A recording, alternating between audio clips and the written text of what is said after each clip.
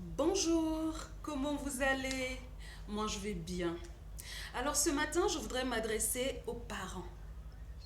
Chers parents, prenez soin des mots que vous prononcez à l'égard de vos enfants, que vous dites au quotidien comme de façon spontanée sous l'effet d'émotion à l'égard de vos enfants. Vos mots agissent sur eux. Oui, quand l'enfant naît, vous êtes son repère. Vous êtes son socle. Vous êtes sa base. Il s'identifie à vous. Vous êtes son guide. Ce que vous dites de façon consciente ou inconsciente, par vos actes, par vos propos, agissent sur sa vie, influencent sa manière de se comporter, de parler, de penser. Prenez soin de ce que vous dites à vos enfants. Ce que tu sèmes en lui, c'est ce que tu vas récolter. L'enfant d'aujourd'hui, au moment où tu es fort, sera ton père plus tard quand tu seras faible. Quel est le père que tu aimerais avoir au jour où tu seras faible? Parce que la vie, c'est un cycle. Il naît, tu prends soin de lui. Puis, il prendra soin de toi quand toi, tu redeviendras un enfant dans la peau d'un adulte. Prends soin de ce que tu dis à ton enfant. Je vais vous raconter une histoire. Il y avait un jeune garçon qui est né dans une famille disloquée. Et au moment où il grandissait, qu'il avait besoin d'un repère comme le père, il ne le trouvait pas. Et quand il le trouvait dans des états d'alcoolisme, dans des états de violence verbale. Violence envers la mère, envers l'enfant. La mère, elle était dans un état dépressif parce qu'elle n'atteignait pas le but qu'elle recherchait, un but qui lui était vain d'ailleurs, inutile. Et ce petit garçon s'est retrouvé entre deux feux. Il a besoin de s'identifier au père. Le père n'est pas là et quand le père vient avec une aura, une vibration qui n'est pas saine pour l'enfant. Et l'enfant a commencé à développer des troubles du comportement. De plus, il s'est retrouvé dans un environnement où la mère était violente verbalement et apaisait ses peurs avec l'alcool. Le père était violent verbalement et apaisait ses peurs avec l'alcool.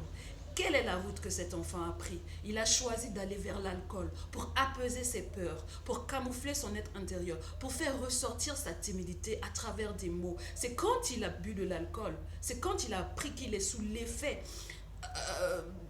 l'effet hallucinatoire de l'alcool qu'il arrive à exprimer le monde intérieur qu'il a en lui. Malheureusement, quand tu bois, tu es considéré comme une vile personne.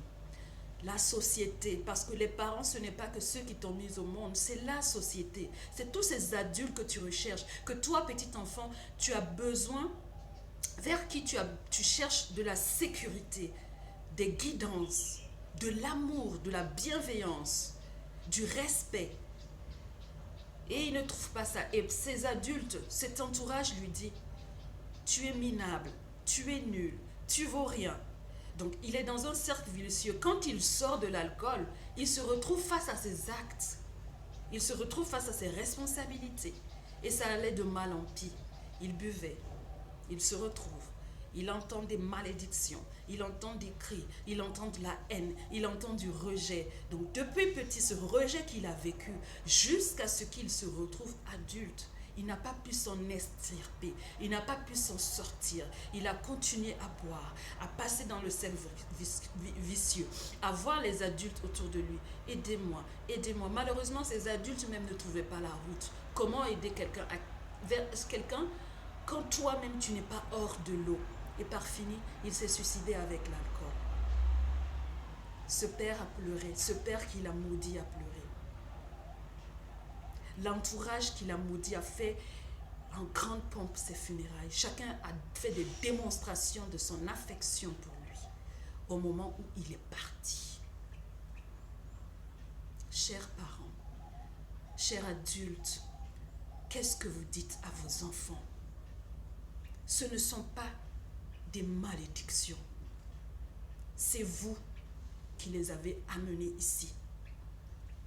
Lorsque tu as des rapports intimes non protégés,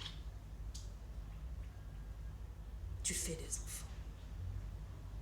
Et quand tu fais des enfants, ils sont ta responsabilité. Qu'est-ce que tu dis à ton enfant? Qu'il est minable, qu'il est nul, qu'il ne vaut rien, que c'est un sacrifice, que c'est une malédiction pour ta vie, que c'est un frein pour ta vie, qu'il est venu empiéter sur ta destinée. Qu'est-ce que tu fais à cet enfant? Que tu le mènes de femme en femme ou d'homme en homme? Que tu boives, que tu te saoules, que tu te drogues, que tu sois vulgaire devant cet enfant, que tu voles, que tu montes devant cet enfant. Qu'est-ce que tu fais à cet enfant? Qu'est-ce que tu fais à ce produit de la future société, ce futur produit de la société? Qu'est-ce que tu es en train de faire? Fais attention à ce que tu dis à ton enfant. Prends garde, mesure tes propos. Quand tu es sous émotion, range-toi. L'enfant est là pour t'amener aussi à discipliner ta vie, à régenter ta vie, à améliorer ta vie, à réguler ta vie. Parce qu'il a besoin d'un cadre. C'est lui qui sera l'adulte de la société. Ce n'est pas quelqu'un d'autre. Quand tu vas aller plus tard te retrouver dans un service public avec un adulte arrogant, méchant, imbu de lui-même, hautain, tu sais quoi? Il est le fruit de ton travail. L'enfant n'appartient pas à 2 personnes, 3 personnes. C'est l'enfant de la société. Mesure tes propos. Mesure ce que tu lui transmets. Il vibre à ton rythme. Il est ton miroir. Et pour cela, guéris toi-même de ce qui te trouble à l'intérieur. Car celui qui peut aider, celui qui peut démontrer, celui qui peut guider, c'est celui qui connaît lui-même le chemin et la route. C'est celui qui a appris de ses erreurs. Voilà ce que je voulais partager avec vous aujourd'hui. Nous nous retrouverons pour une prochaine vidéo.